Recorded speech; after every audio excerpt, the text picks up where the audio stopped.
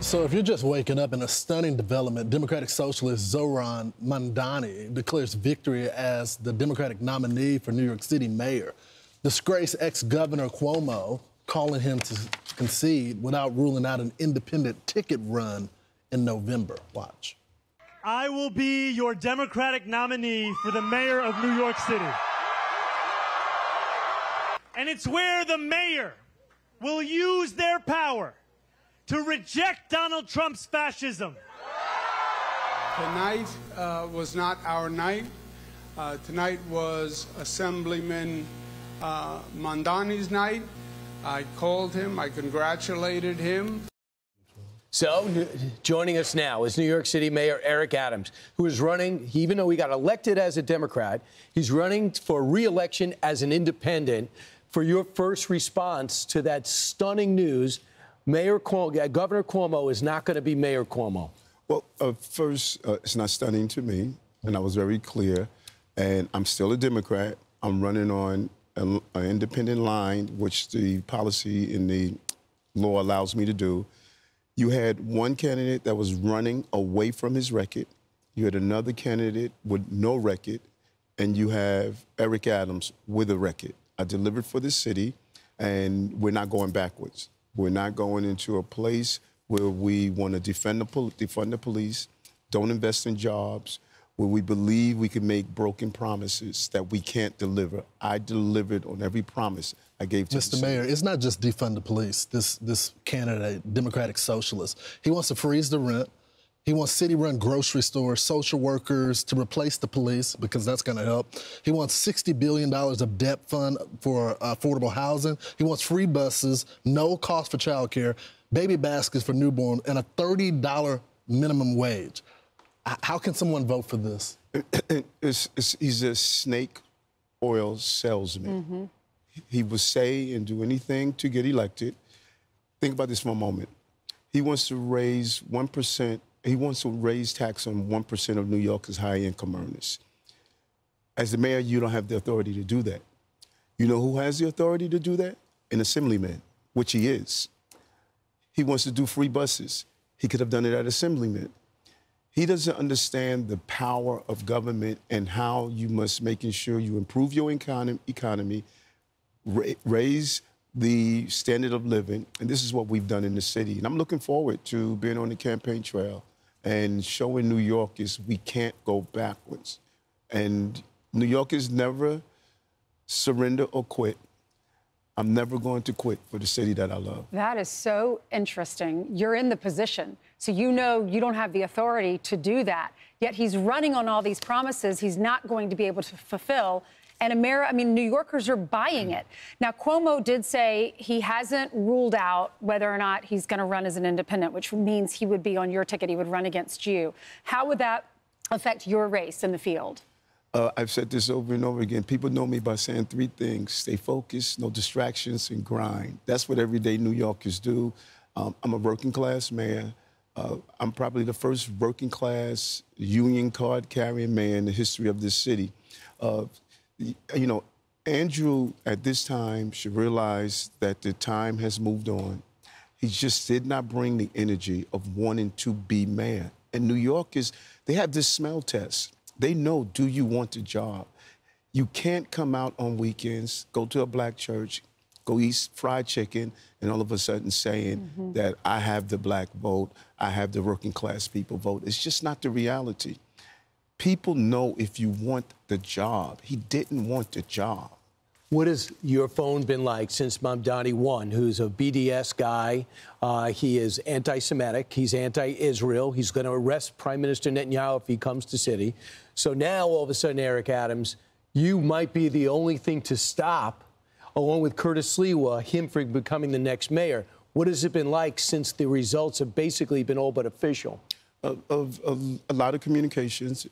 I think I slept an hour and a half because the phone was going off all night. People understand this moment. Coming back to you? In a combination, a lot of people didn't leave. I was not in the primary. They said, Eric, we're going to we're going to endorse in the primary. Let's have another conversation during the general. So there was a lot of people who stated that you're not in the primary. We want to make sure that this candidate does not win. And so now you have almost 1 million independent voters. You have many Democrats. He got 423,000 votes in the primary. Was that what is that percentage like? Would we have good turnout? Because we had 100-degree temperatures yesterday. Yes, you know, and that's a factor always. But if people are committed to you, because that's a good question that you just raised. When people are committed to you, they don't care if it's a snowstorm, if it's a rainstorm, if it's 100 degrees, they're getting to the poll. That's the passion that I believe Andrew did not bring. Where people were saying, no matter what, I'm going to the poll. Mamdani's voters said that. And so when you look at the fact that I had over 700,000 voters when I ran in 2021. Right. Because the general election is when everyone comes out.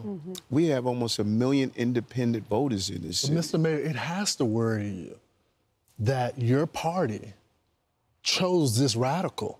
I mean, we can sugarcoat it all day. He got a lot of support. He was working the streets. He was knocking on doors. He was all on social media. He was going from Harlem to the Bronx. And he galvanized people to support him. He's 33 years old. He just recently became an American. He has anti-Jewish rhetoric, anti-police rhetoric, and voters voted for him. He beat the former governor. Well, I think your analysis is right on where he stands. But let's think about this for a moment. When you look at the total number of Democrats, the primary always brings out the left part of the party, always. When you're going into the general election, you're going to get those grandmothers, those granddads, those working class people who are going to come out because they realize they don't want to defund their police department. They want their police on their block. They realize that you have to invest in businesses. And small property owners are hurting in this city. When you talk about freeze rent and no rent, he's part of the freeze rent, no rent movement. That small property owners were losing their homes. We're talking about Black, brown, Caribbean immigrants who are small property owners. That is the message that we need to get out there. Are you concerned, statistically, that you have, if Cuomo stays in, he's a Democrat, you're a Democrat, and Mamdani's a Democrat, and as Governor Pataki wrote in a column last week, goes, that could be a alleyway for Sliwa to win with basically 28% of the vote. Are you concerned about your party dividing their votes? No, I'm not. When I get out and do what I do best, and that's campaign and share the story. My story has been overshadowed by so many external things, particularly lawfare. Once I'm able to show the success, highest number of jobs in our city history, lowest number of shootings and homicides in the recorded history of the city during this year, 12 months of Broadway, the greatest 12 months in the history of the city, drop in unemployment. When I'm out there showing how I improved the quality of life without all of that noise, you know, remember, I went through 15 months of just constant beating, but yet I'm still here. The resiliency of a New Yorker. Mayor, we got to get you to respond because we see the war that it's a ceasefire right now between Israel and Iran. We know New York has a huge Jewish population. What is the threat level like here? What are you seeing from your intelligence community? Yeah, we have a combination of one of the largest Jewish and Persian populations. My deputy mayor Levy, is of Persian descent. He knows what's going on in Iran. And so we are making sure, having overabundance of cautions. We're going to those sensitive locations, sensitive sites. We are really collaborating with our federal partners. Right now, intelligence is the real secret weapon. But no credible threats right now. No credible threats at this time. But we're going to take the necessary steps to make sure that we do what we're supposed to do. But we want New Yorkers, see something, say something, do something. Let us figure it out if it's a legitimate threat or it's not a legitimate threat. Do you think your relationship with President Trump, which is good, will help or hurt you in the election? No, I think that the goal is to deliver for the city. I went to Washington 10 times to deal with the migrants and asylum seekers. I brought President Biden here to help with the crime problem we were having. He met with the police department. I'm going to always communicate with the President of the United States, no matter who it is. I respect the flag.